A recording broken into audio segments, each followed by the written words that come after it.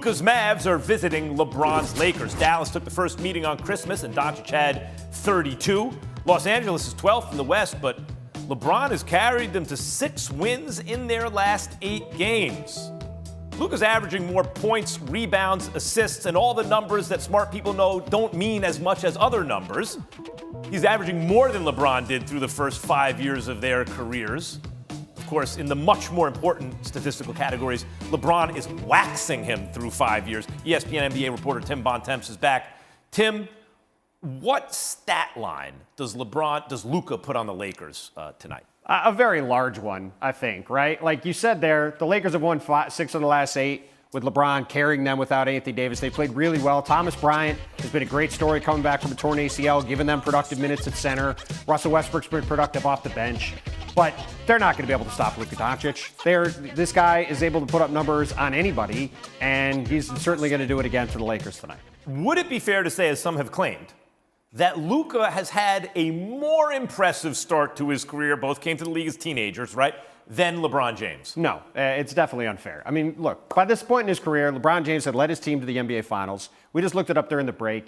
LeBron was averaging more than 10 win shares a year. Much more than. Right, way over, from his 2nd to 5th years in the league. And Luka hasn't gotten to 10 in a season yet. I just want to be very clear for people who are, what about the points, assists, and rebounds? Those are counting stats. There's only one ball. So sometimes you score points, but you did it less efficiently than another possible outcome on the team, right? So, actually, that's a negative.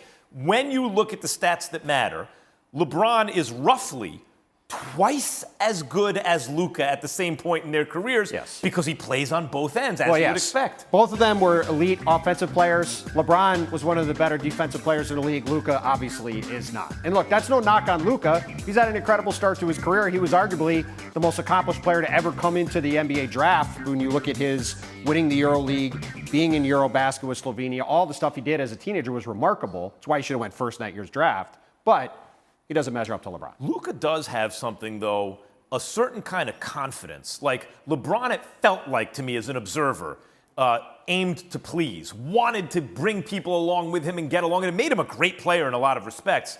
But Luka has a certain gangsterism in him, right? Where he came to the league, he just doesn't, he feels like he doesn't care. Well, look, when you win the EuroLeague as a teenager at Real Madrid and you come into the NBA knowing you've accomplished that kind of stuff. When you're like 12. You're going to walk around with a feeling of being able to do whatever you want on the basketball court, and he certainly does all the time. So it took LeBron some reps before he became a champion. Do you think Luka ever becomes an NBA champion, let's say in Dallas with the Mavs? I think it's going to be difficult as we look at it right now. Because you look at this Mavericks team, they don't have a championship-level roster around him right now. And because of the Kristaps Porzingis trade, they've already sent out some stuff that's limited their ability to get guys back in trades. They're going to need to add to this roster to get Luka to a championship-level.